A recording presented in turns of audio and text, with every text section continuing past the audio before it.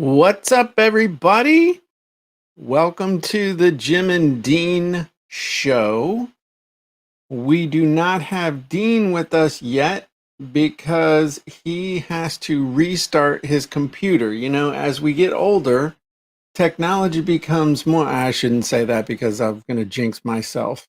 But Dean is restarting his 2008 Apple MacBook, and I anticipate that he will be joining us in a few minutes. So one of the things that we are going to be talking about is how you can increase your profitability as a copywriter or with your copywriting. So if you have any copywriting related questions, feel free to ask them in the Q&A box, and hopefully Dean will be joining us shortly. He just Voxered me to tell me that he is restarting his computer. So whatever questions you might have about copywriting, now is your time to load them in. This might actually turn into one of those Ask Me Anything events. Who knows? But definitely we will be hitting those.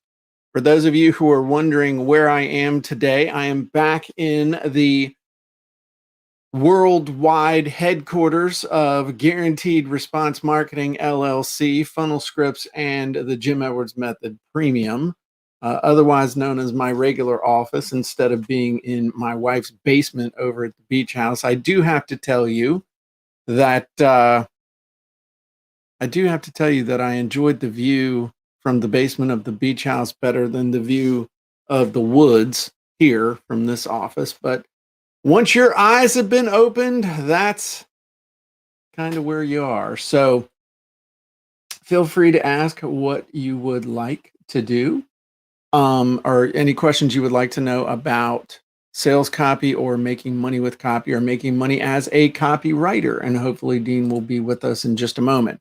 So Nabi just asked, what's the Black Book about? The Sales Copywriting and Content Marketing Black Book is all about all the stuff we've ever talked about on the first 100 episodes of my podcast, because it is basically the transcripts of my podcast. If you would like to get a copy of it, you can go to Jim and Dean Show, and there is a link. There's actually a cool graphic on there I will show you, where if you go over to jimanddeanshow.com, it will redirect you. Let me get rid of this. It will redirect you, and then you can click on this, and I take that back. I lied. I told you an untruth.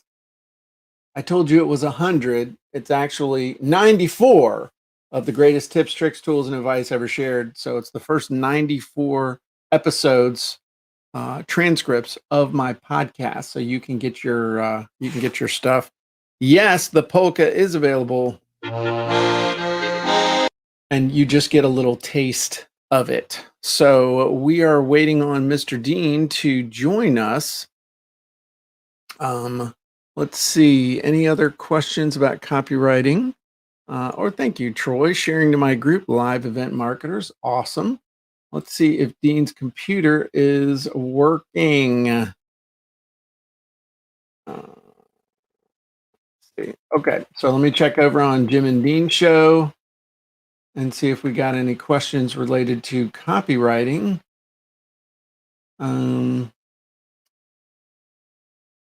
Wojtek says, VJ says, great point. I got Voxer today. How to best use it. Don't abuse it, and don't send people Voxers all the time and annoy the crap out of them, or they'll ignore you. Let's see. Do you use wizards for all of your content creation? That's a great question. And the answer for that is I pretty much am to the point now where I use my wizards for anything I create content-wise. And the reason for that is because the wizards all come from my brain and all come from my thought patterns or the patterns that I have learned and inculcated. Oh, wait, Dean's here, but he's just going to have to wait now because I'm answering this question. So he's just going to have to wait in the wings. But the funny thing is I can't create anything now without first trying to create a wizard to make it, because my thought is literally, if I'm going to make this once, I might as well make a tool so I can use the pattern that's going to emerge over and over and over again. So it's like a sickness. Also with the wizards, I'm totally OCD about it. Like I can't use them and not fiddle and tweak. I just can't do it. I did it today on the funnel scripts training, had Carlin Bunting on there. We were going, hang on, Dean, I'll be right with you, buddy. And we were going over it. It's not nice to make him wait. He's probably all stressed out because his Pentium 100 from 1994 like locked up on him. But I can't do content. I can't even do copywriting without using the avatar or the wizards and stuff. Like we're getting ready to release version 3 of the 7-day ebook, the 3rd iteration of it. And the first thing I had to do was create the avatar for that, for who the ideal customer is for that. So enough about me. Dean, you made it. Glad you're here, buddy. Oh man, interwebs and computer issues here. It just wouldn't connect. I couldn't connect to StreamYard, so I had to close out browsers and shut down and restart the computer and plug in and plug out. Who knows what the issue was? Did it fix it? I'm here. Were you? I was going to see how long I could make that one last. So were you able to get on? I don't know. Am I on? So I had. Or am I talking to that voice that's in my head? My accountant showed up to the beach house, right? Mainly because he's short and nosy, and he'll never see this, so I can talk smack about him. But he showed up and he was helping Terry with QuickBooks because Terry's the bookkeeper. And then they were having a problem and they were jerking around and jerking around and jerking around for like 15 minutes. And finally I'm thinking to myself, this mean, angry little man is charging me like $150 an hour, I'm sure. So I just not as nicely as I could have asked. I said, did y'all try restarting? Oh, so they restarted and it fixed it immediately. I said, well, that saved me about $90. And he was not, he just didn't take it in the spirit with which it was intended, It seems like he never did. Like when you said to him, because he's a short guy, hey, Santa's short an elf. How come you're not working at the toy shop? No, what I said was Santa said to get back in the workshop and put a smile on your face. that really, really rankled him. So and it's funny, his rates went up after that. I don't know. So Dean, today, our topic is a topic that was suggested last week by a loyal listener viewer who asked, how can I make money? How can I make more money as a copywriter or with my copywriting? I actually added the or with my copywriting so that we could be a little more inclusive because, we're all about inclusive now. So we were so discriminatory before today. We only allow certain people in. Right. The problem is that the real thing I have been accused of throughout my entire life is being totally indiscriminate. It's like you really, really, really don't think things through. Anyway, Dean, if somebody asks you a question, hey, how can I make more money? Oh, look at this is nice over on on Jim and Dean show. David says, I just wanted to take the time to acknowledge how much fun I've had being schooled by you. That's nice. So awesome. All right, cool. So back to the question before I so rudely interrupted you. Go ahead. No, go ahead. Go ahead. I'm waiting for the question. Lob it on over. I already asked it. How do you make more money as a copywriter? Right. So the obvious and snarky answer is charge more money. But that's not a bad answer, actually. Right. You ain't going to make it charging $10 an email. So my feeling is what I think, now, do you remember who asked this question? No, I No? barely remembered what question was asked before I jumped on here to start the show. So I think it was, how can I get more work coming in as a freelance copywriter? Well, then why'd you ask me if you knew? Because I gave a snarky answer. So I'm now being kind. So there's lots of different ways. Okay. Here's how I would do it. Now, do we want to assume that this person has clients, has no clients, has some clients? What do we know? I don't know. So, I don't know anything. either way, let's just assume. So one way, if you have clients, is to write an email to your clients that you've worked with before and say something to this effect. Hey, just wanted to know how things are going, really enjoyed working with you on our last project. I just want to let you know I've got one opening on my calendar right now to take on a new project, and was wanting to know, I had such a great time working with you the last time, if you have anything. I can't tell you how much work I picked up doing that, just following up with past clients, because like anything, a buyer is a buyer is a buyer. I think we've said that 3 times this week. And Yep. your easiest sale is going to be to someone who's already purchased from you, or used your services, or bought your products. Yep. So follow up with people who already know, like, and trust you. That's one way. Another way, I have a coaching student right now. Amazing. I got an email from this guy out of the blue because he went to my website and he did a little critique on it.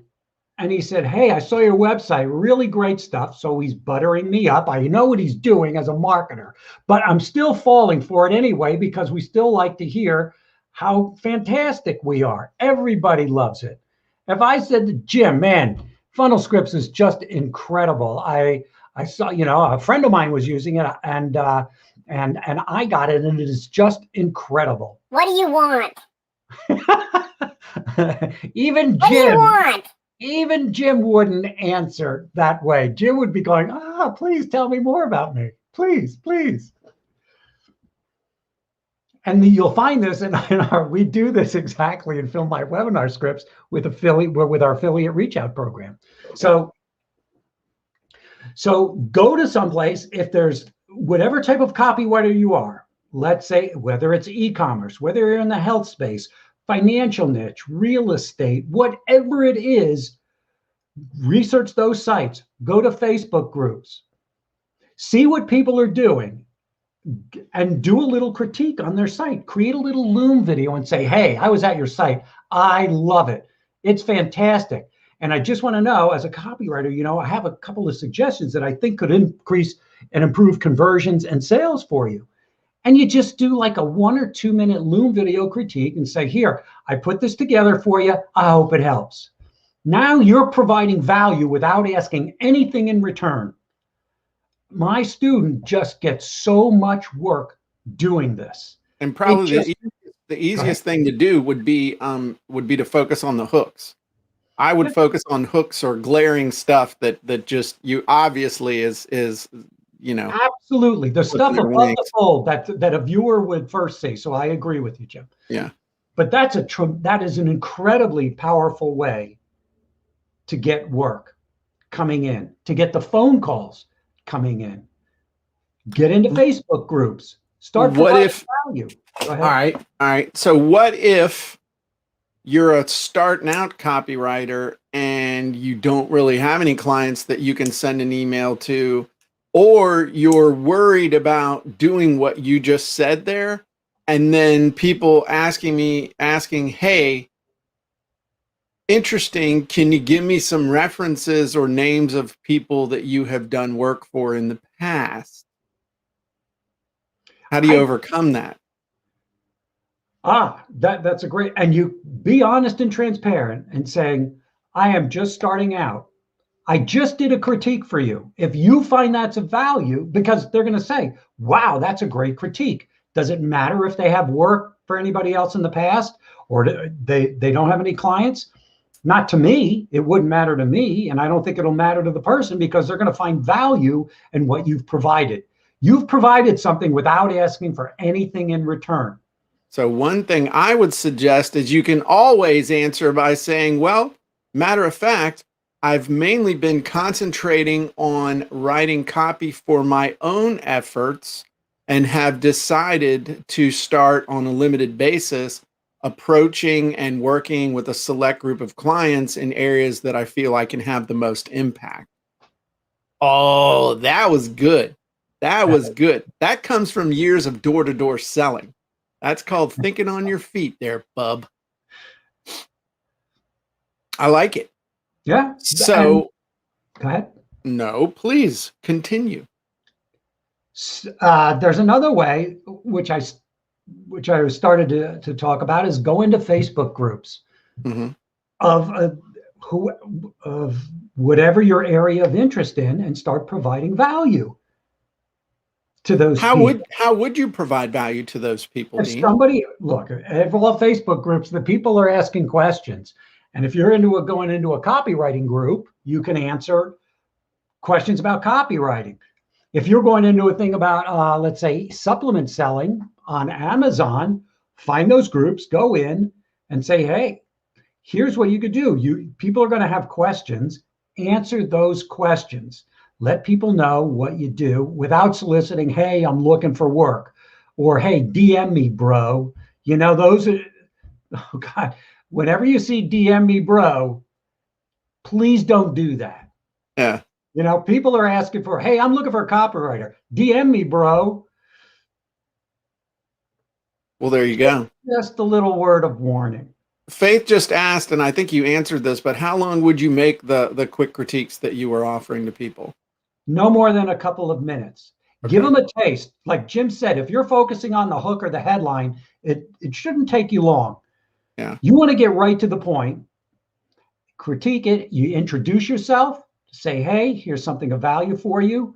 Give you a little bit of critique, 1 or 2 notes or points, and then say, I hope this helps. You're sending it in an email. How many times would you follow that up? Because a lot of times people are going to ignore that email. I mean, I'd follow it up twice.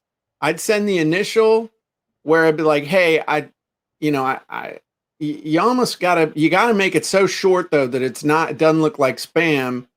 To me, the subject line would be like 2 things I noticed on your site, or this might increase your sales, or something that's a hook. I mean, what you're describing right now will demonstrate your ability to hook, because if people open your email based on your subject line, right there is proof positive that what you have to offer is extremely powerful, because they're opening up your email. And the only reason they're going to open up your email is because you had an incredibly powerful hook in your subject line. Right. And that's something you can use as proof. If somebody says, hey, have you worked for anybody? No, but let me ask you, did you open the email? Right. And so the next thing I would do would be to overcome people's initial or innate suspicion that this is a mass email. So then I would say, hey, Dean, my name's Jim Edwards. I was on your site and I noticed a couple things about it that I think if they, I'm overthinking this whole thing. It's like, hey, Dean, my name is Jim Edwards. I'm a copywriter. I saw something on your site that I think if you fixed it, it could increase your sales and conversions. This is not a mass email. In fact, to prove to you I was actually on your site, here's a screenshot of me on your site. And I'd have a screenshot of their site with circling the area and you can use the snipping tool inside of PC. I don't know if there is one on Mac. I don't care because I don't use a Mac. And I would circle the thing so that they saw the picture of their site with the little area circled, usually the headline. And I made a quick Loom video for you to explain what I mean. I'd love to help you, check it or let me know if this helps. Just like what you said, that, thanks, Jim Edwards. And then I'd have my little, my signature file. That would be the only email that I would send, because somebody's going to look at that and they're going to see the circle or with an arrow or something. And this is stuff you could do super fast too.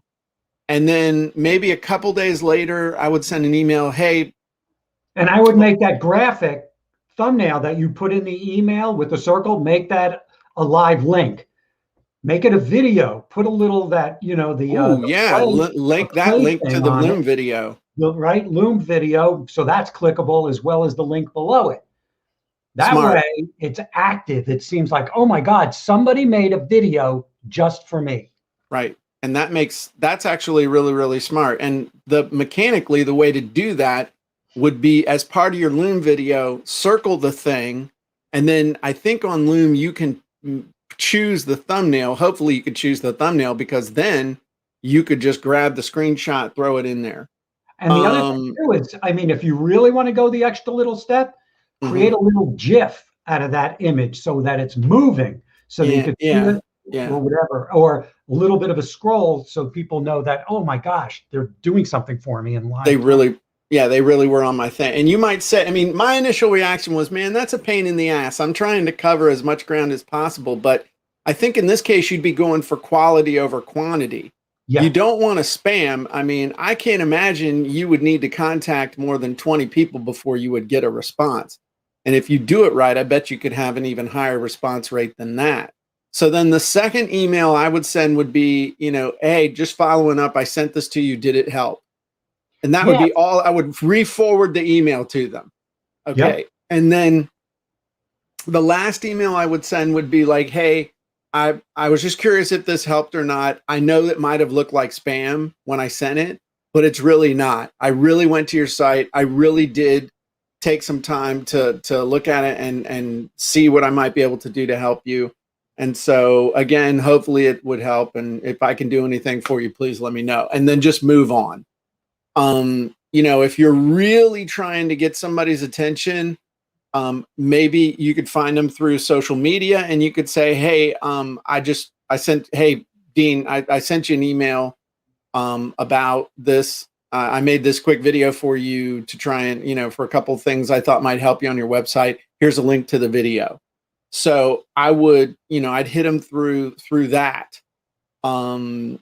If you really wanted to, if they had a group or something, you could post it in a group. You could post it on their page. You could even post it on their profile if they allow it. I mean, just depends on how aggressive you want to get. But if you're keeping it low key and it doesn't feel like aggressiveness, then it's okay. Just be prepared for a lot of people to ignore you. Be prepared also for a lot of people just not even to get your message. And the biggest thing is to not feel personally rejected. Mm-hmm. They can't reject you. They can only reject your idea. And I think that's another lesson from door to door, knocking on people's doors, trying to sell something. I mean, if I internalize some of the regret, all the regret that I was getting early on in my selling career, man, I would have jumped in front of a beer truck on I-64 about 30 years ago. So I've done a lot of talking, Dean, and a lot of speculation. What do you think of what I just said, and what do you have to add to it? I agree. It's more about tenacity than it is about talent. Stick to really? Yeah. What about when you actually get the job? How do you charge for it? How do you know what to charge? What should you offer them? Hey, this is the kind of stuff I do. Right. We're talking about foot in the door. We're talking about hustle. Okay. We're talking about what lengths are you willing to go to get clients? Okay. Until you have that reputation where it's coming in via referrals or repeat business, or you don't have to. I mean, we'll always be marketing, but it's a different type of marketing, right? Okay. So you've got you've used the foot in the door method. Somebody says, okay, I'll hire you. All right. What do you do? That's a whole different can of beans. The question that we started with was, how do you get more clients? So let's provide information and more strategies and different ways to get more clients. Okay. Ask for referrals. I mean, because after that, then it's like, okay, Jim, how do you get work? And Dean, how do you keep work? And how do you do? Yeah, you have to have talent. You wouldn't be going if you didn't feel confident enough in the first place to try and get work. You wouldn't even begin. That's So not true. There's plenty of idiots out there trying to get work doing what they can. I'm certified by who? Which state agency?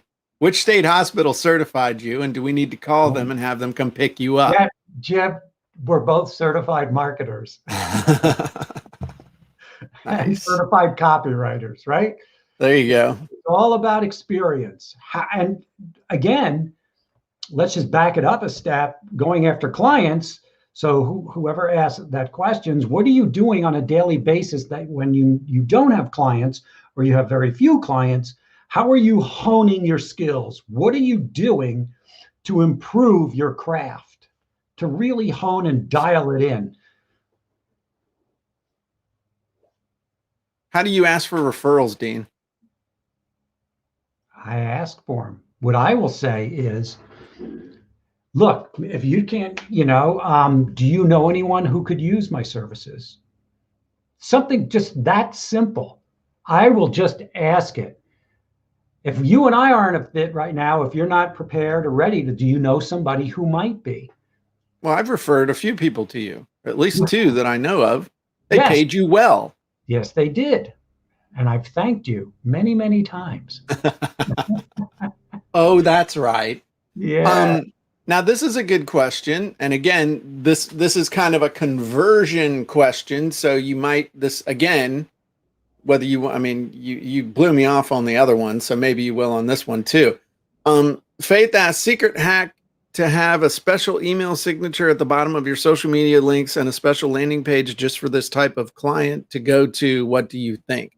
Do you have kind of an about me page? Do you have a specific website set up where people can find out about you as a copywriter, or do you keep that kind of low key and not do that? So, what do you think? I mean, my signature in my email has my link in it where they can go and they can read about me. They can look at my portfolio. They can look at examples of just about every type of copy that I do.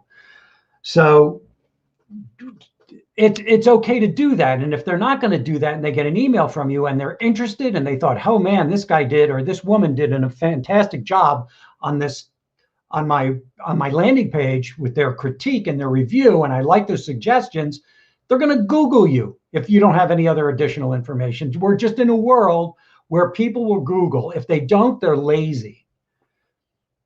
But they will look you up. They'll go to Facebook. They'll go to Instagram. They'll go to Twitter. They'll go to LinkedIn. It's what I do as a copywriter. If I don't get enough information from a client that I need, I'll go to all of those social media platforms and go, okay, I'm not getting what I need from the client. And this will tell you something about a little bit how I do research, is that I'll go to their LinkedIn profile, and there you can find some great nuggets. I'll go to their Facebook page and see what they've got and look at their Facebook profile. I'll look at the threads because there could be something in the thread that helps me. Oh, now I know more about this person. Now I know how to write their voice. Now I know what the pains and challenges are. Now I know about the people that they're attracting. So that was I'm sorry, answer. Did you say something? I was looking at your website. So Faith, in that, sure. In your PS or in your signature, you can put a social media link. The more stuff you put in there, it's just can be a distraction. But then again, there are people who will put, hey, if you're interested in this, click here. If you want to follow me on Facebook, go here. If you want to follow me on Twitter, go here. There's no right or wrong. It depends on your personality, how many people, you want following you or contacting you. Jim, Yeah. There's a servant Orion. Okay, Jim, big fan of your work, energy, dedication shown easily by your YouTube channel. My wife and myself are saving up for your copyright program. Awesome. Well, thank you. I think that's great. A wise investment. Is he blowing a shofar? What was he doing? Servant Orion, look at that. What is that? Is that I don't know. It looks like a shofar. Like a I Jewish. don't even know what that is. A shofar is a ram's horn that they blow on Rosh Hashanah, the Jewish New Year, the high holy day. Oh, okay, That's cool. what that Why didn't looks you like. just say I would have known if you said, is he blowing a ram's horn? I would have said, that's cool. There you All go. right. Very cool. There you go. The shofar. Shofar, baby. There we go. Nice. Very cool. Very Yeah. cool. We had a cantor who would blow that every year in Hebrew school. You want me to simulate that noise too? Go ahead. No, I'm not going to do it. That would be culturally insensitive. Shofar, baby. All right. All right. I learned something today. I did not know that was called that. There you go. This is That's why it's very important to cool. have Jewish friends. Well, I don't really classify my friends that way, but I will tell you that I was mean with the dreidel. I thought it involved some kind of gambling, and I thought I was really good at it when I was 6, because every time I played with it, I was getting gold chocolate coins and stuff with my buddy. And then I was like, wait a minute, this isn't gambling. This is like, this has to do with Hanukkah. Slot machine. Yeah. It's a slot machine, a dreidel. You can win, you lose, or you go neutral, depending on which one of the four sides symbol comes up. That's right. Yeah. But see, I thought I was hot stuff when I was 6. I was like, man, I got this. I got it. Yeah. So then when your friends started taking from your pile, you're going, oh, wait a second. I was like, watch, hey. What are you doing? Hey, he's got a servant has a shofar YouTube channel. Nice. Yeah. We will check that out. I wonder if the servant plays the didgeridoo too. The didgeridoo. The didgeridoo. The didgeridoo. Yeah. I almost bought one of those when I went to Australia, and they tried to show me how to play it. Yeah. And it was. Plus, you have to buy 6 seats on a plane to bring it back with you, right? This is true. Yeah. And after 9/11, getting one back on a plane, just people look at that long tubular structure with, you know, it's a big blow dart, isn't it? Yeah. That's not a good thing for you to have. But those dudes, you know, the thing about the didgeridoo is those dudes play it breathing in and out. Oh, that's why they can keep the thing humming for so long. But we digress.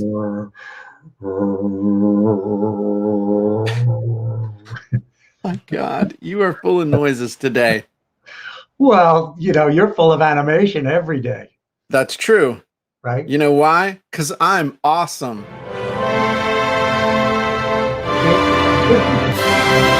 Okay. So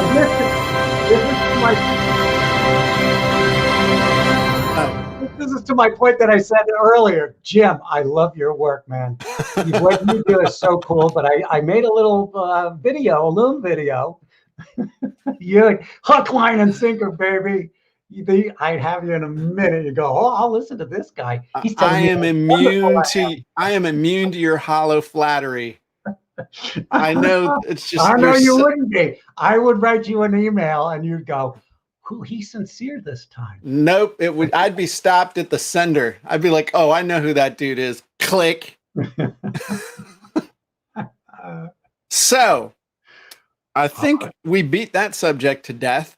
Do we have, April says it's called circular breathing. How would you do it, Jim? How would you, if you are a new copywriter starting out looking for work, what ways would you use? Well, you know, I was thinking that I've been saying for forever that I never took paid copywriting gigs. And while that is technically true, as I reflected back on my long and varied career of stuff, though my website development business failed for many reasons, not the least of which is I had a partner that spent all of our money on a bunch of stuff we didn't need. And then I wasn't charging enough money. Mm-hmm. I charged $500 to create a website for you, and I would write all of the content for the copy too.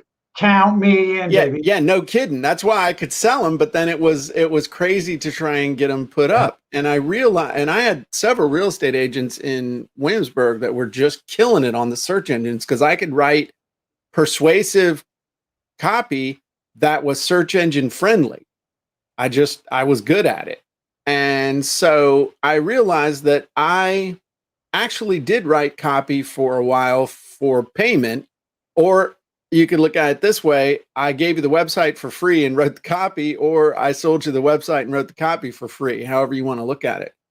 But one of the things that I did was I specialized in a specific niche. So in that case, I was specializing in helping real estate agents, mortgage professionals, basically all of the people that were involved on any part of the real estate transaction, home inspectors, even appraisers and others. I was making websites specifically for people that were involved in residential real estate transactions. First, it's a very rich niche. I mean, what you just, I mean, and they're all different too. So there's so much Right. possibility and opportunity in that. Exactly. So what I would do would be never to hang out a shingle to say that I was going to write copy, like I'm a copywriter. Well, that's like that's the difference between being a general practitioner who probably makes $120,000 a year, maybe, and being a brain surgeon who's making millions of dollars a year. That specialization allows you to charge more money. So a lot of what I know you do, Dean, and maybe if I'm telling tales out of school, tell me shut up, is, a lot of stuff with very specific types of copy, challenge funnels, webinar funnels, the stuff that when they work, it can result in 6-figure, 7-figure paydays for your clients. So if somebody wants you to do something that could potentially result in a 6-figure, 7-figure, 8-figure payday for your client, obviously it's worth a lot more money. How can I do something for you that might bring you $1 million and only charge you $2,000 to do it? It's not going to happen. So it creates the circumstances when you specialize, it creates the circumstances to automatically be able to charge more as a matter of course. I would also, like I said, specialize in a particular area and maybe even specialize in a particular niche, like maybe the supplement business.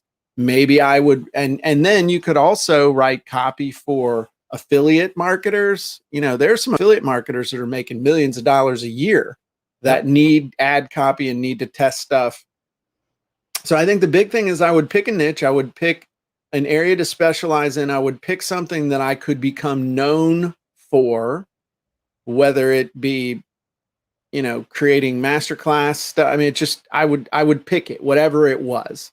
So for me personally, I would probably gravitate back to the real estate niche again, because I understand it. And I'm not going to write copy for copywriters. Maybe I would go after the author space to a degree. I mean, there are a lot of people who want to be authors who don't have two nickels to rub together. There are other people, though, professionals who have a lot of money to put together a book funnel and to put together something around a book, who are business people. So perhaps I would go after the entrepreneurial book market, not the wishful dreamers high on hopium, but the people who want to create a book and a funnel around that to build their business. To me, that, I know that there are people out there getting $20,000, $25,000, $30,000 for doing one of those. And I mean, you could do one of those a month and have a really, really nice business as a one-person show. See, look at me being all politically correct, not saying a one-man show, a one-person show. How long till person's not available anymore, though? Because it's got son in it, which implies patriarchy, which is terrible. A one individual show. How about that, Dean? Yes? Okay. So gender-friendly show. One gender neutral show. Yeah. So my point, though, is that specialization creates higher payouts. Number 2, it makes it easier to identify your potential clients. Number 3, it makes it easier for you to sharpen your axe and be able to demonstrate valuable skill quicker and quicker, as opposed to somebody showing, hey, I need a sales letter for my heating and air conditioning business, and I wasted a bunch of money on another guy, and so we really have a limited budget, and I wonder if you could help us, because if you help us now, I'm sure we'll have work for you in the future, and we'll make it up to you then. Oh, hell no. I mean, that's just an aside too. That's a gambit people use all the time. I fell for it all the time in my little agency. So now this was in 1998. I mean, this has been a while. I wouldn't fall for that again. It's like, hey, sorry you blew all that money, but I'm going to charge you more because you paid that to get that result. To get a good result, you're going to have to pay more. Exactly. When clients come to you and say, oh, I already paid 3 other copywriters and nothing happened, all right, I'm going to need to push the click button on this phone call real soon. Yeah. Because you're in your head, you're going, well, that's not my problem. Right. Don't make it my problem. No, I would tell them that. I said, well, I'm sorry that happened, but that's not my fault and has nothing to do with me. This is what I charge. And if you want to finally get results, you're going to have to pay for it. Part of the reason why you got screwed was because you were pinching pennies. Right. Or you didn't, when people say to me, honestly, when they ask me, do you guarantee your work? I say, no, I never guarantee my work. And they go, you're kidding me. I'm going, no, I can't guarantee it. And here's why. I can guarantee the job that I do, but I have no control over your behavior and what you're going to do with this, or how you're going to play with it and tinker with it and change stuff. And I have no control with the information you're giving me about your audience. That's what I'm writing to. I'm asking you questions. So you're giving me answers, and I'm writing based on the answers that you're giving me. The answers you're giving me could be incorrect because you haven't done your job yet as a business owner in knowing who your audience is, or if whether you have the product or service that you have is right match for the audience that you're trying to reach. So that's why I don't guarantee my work. See, I would have just shortcutted that and say, I don't know whether you're full of shit or not, and so I can't really take a chance. So Faith just said something, and this is the bane of any. And you could substitute anything for the copywriting in this. Okay. Yeah, my biggest problem right now is I'm not charging enough and have started to hate building funnels and copywriting. Now this is the service provider's objection funnel script. My biggest problem right now is I'm not charging enough and have started to hate blank and blank, whatever it is. Okay. Oh, man, Faith, we could market to you right now. But here's the thing.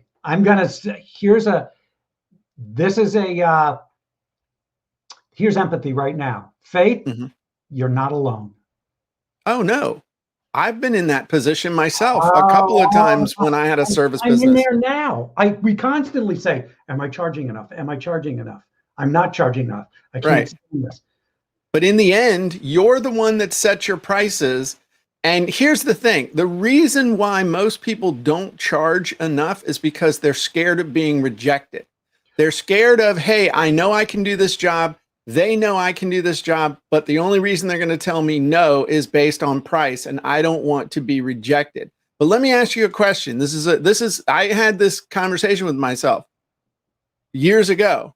Would I rather be rejected or would I rather be abused? Because here's the thing. They can't reject you. They can only reject the value proposition that you're giving them. The only reason they reject you on price is because they see the price as more than the value that you're offering. But once you don't charge enough, you are giving them permission to abuse you. Even if they're the nicest people in the world and always say thank you, you have set up a situation where you feel abused and underappreciated because you're not charging enough money. You would be better off doubling your prices and having nobody hire you than have people hire you and you're not charging enough. So you're setting up a situation where you're a victim and you're being abused. Right. So charge more and go get a part-time job if you have to. But then it goes back to the thought of what Dean said, which was if your value is there and you have proven the value, then they're going to pay you. They have to. It's a matter of course, you know? So that's kind of my There's a thought. few things here. One, nobody can take advantage of you without your permission, period. In a, you know, In this situation, they can't. right? And you can always walk away. Here's a joke. What's the difference between an attorney that charges $200 an hour and one that charges $2,000 an hour? $1,800. Confidence. Okay. That's it. They both do the same work, but one has the kahunas to say, I'm worth this much. And when you start charging more, then you, not only do you demonstrate to your customer, to your client, that that is your value. That's what you're going to provide. And when you do that, people say, there's one, I can get somebody from Fiverr, Upwork for $50 to do it. You certainly can. Go get a Fiverr quality, go get Fiverr quality work. Faith, don't, and this is to everybody, don't ever, ever, ever enter the price wars. Because as Dan Kennedy said, it's a race to the bottom. And the winner will always be Walmart. And now the winner will always be Amazon. You'll never win on price. So you may as well set yourself above, apart, and beyond anybody else in your field. So as Jim would say, I would say, if you're a funnel builder and a copywriter, what are you a specialist in? Are you a specialist? And even if you're not, even if you can do it all, niche down and say, you know what? Here's what I do. I'm a specialist in building challenge funnels and writing challenge funnel copy. Try it for 6 months, because what you do is you send a strong, strong diamond beacon to an audience out there, as to somebody said, oh my gosh, there's a specialist out there who does just exactly what I'm looking for. Right. And then you already pre-frame them that your prices, because of your specialty, is going to be higher. Right. Now all you have to have is the kahunas and kahunas. That's kahunas. No, it's cojones. We'll ask Jessie. She was a freaking Spanish teacher. She'll tell us.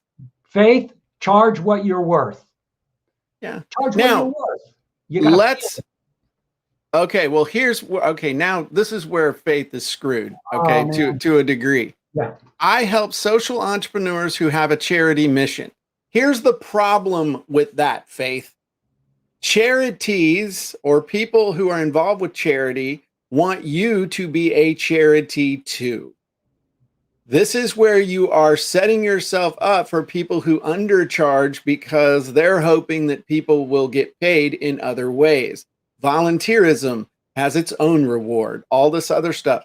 I'm going to tell you right now, from my own personal direct experience, this is an area, anything that has to do with charity and getting paid, unless you're on the payroll of the United Way, of which 85 or 86% of all their donations go to executive salaries. This is where you're going to have a problem. It's really difficult to create a business marketing to broke people. Yep. And people who expect people to work for nothing. That's right. So there are plenty of charities out there that have deep pockets. So you may just need to shift. If this is what your specialty is, you can shift.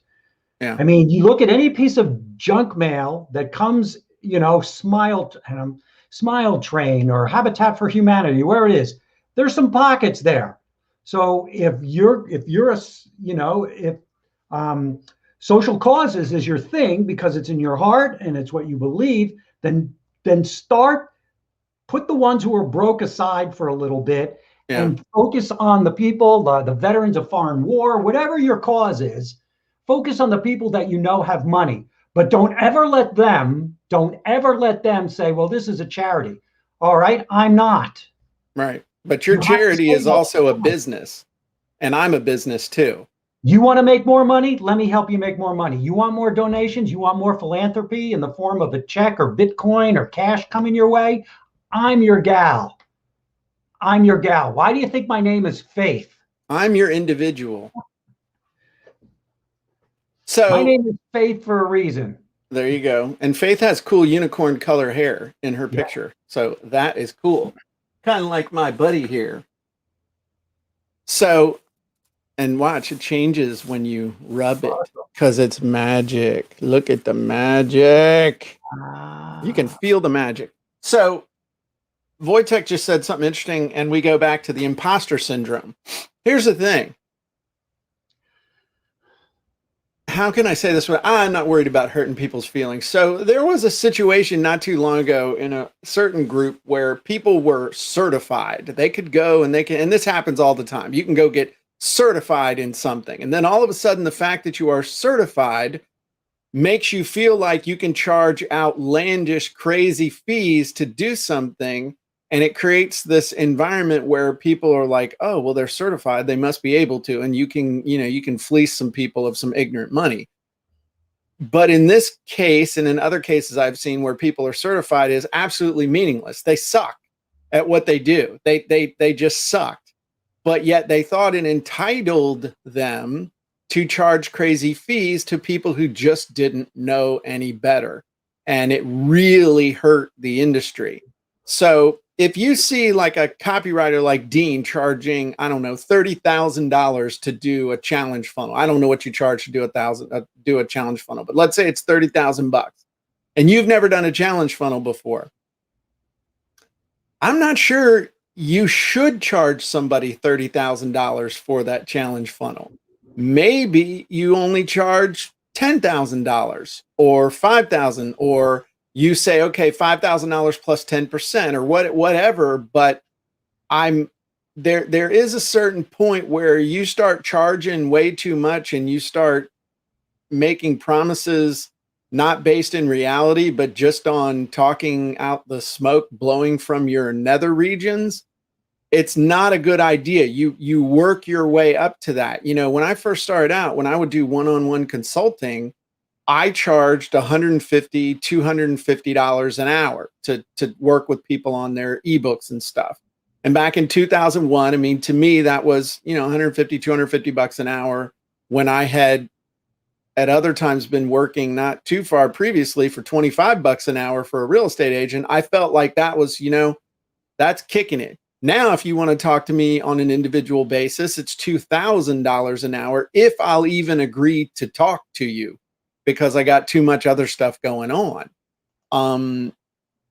You gotta, now I say that and there's, oh, well, I'll charge $2,000 an hour. Okay, well, go ahead.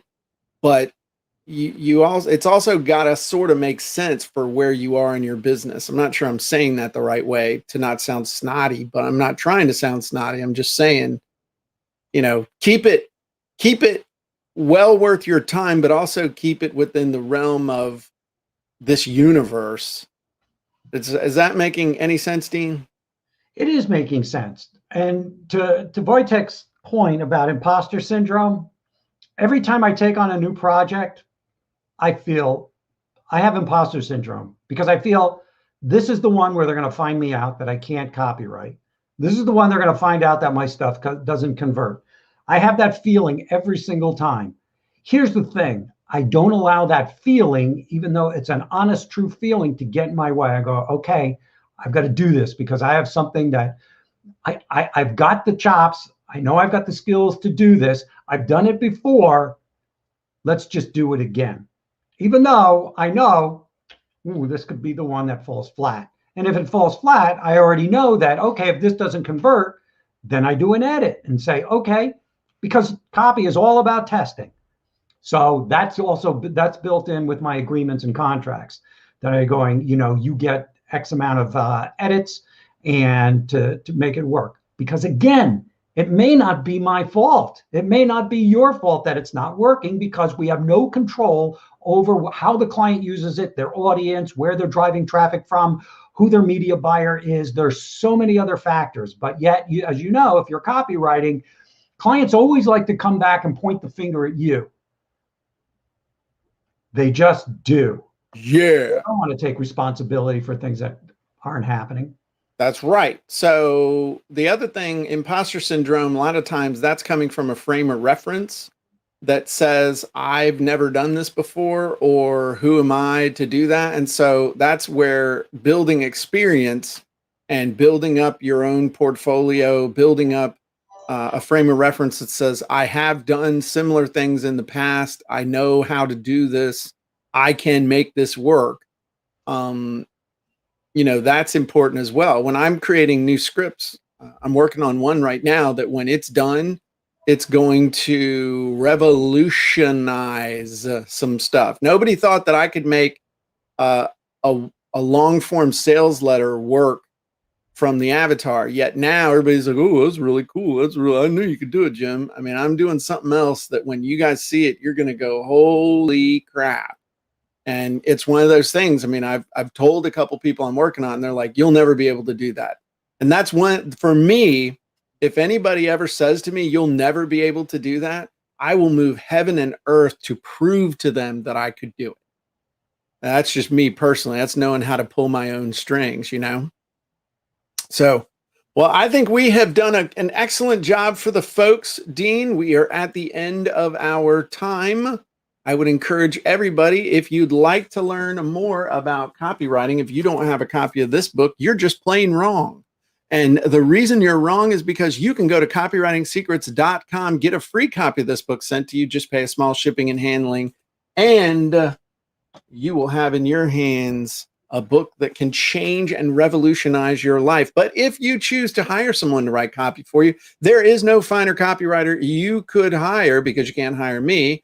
And that would be Mr. Dean Edelson. Dean, if people wanted to see your website or contact you, how could they do that? Go to onebigIdeamarketing.com, and that's the numeral one. Not the letter one? Not the letter one, not the symbol, not the emoji one. Is there an emoji one? There is now. There you go. I like it. So we appreciate you guys joining us both on Facebook and social media, as well as on Jim and Dean Show. I'm Jim Edwards, along with my co-host, Dean Edelson, and we will see you next time.